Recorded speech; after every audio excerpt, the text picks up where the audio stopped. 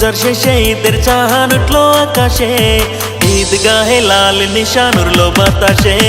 রোজার শেষে ঈদের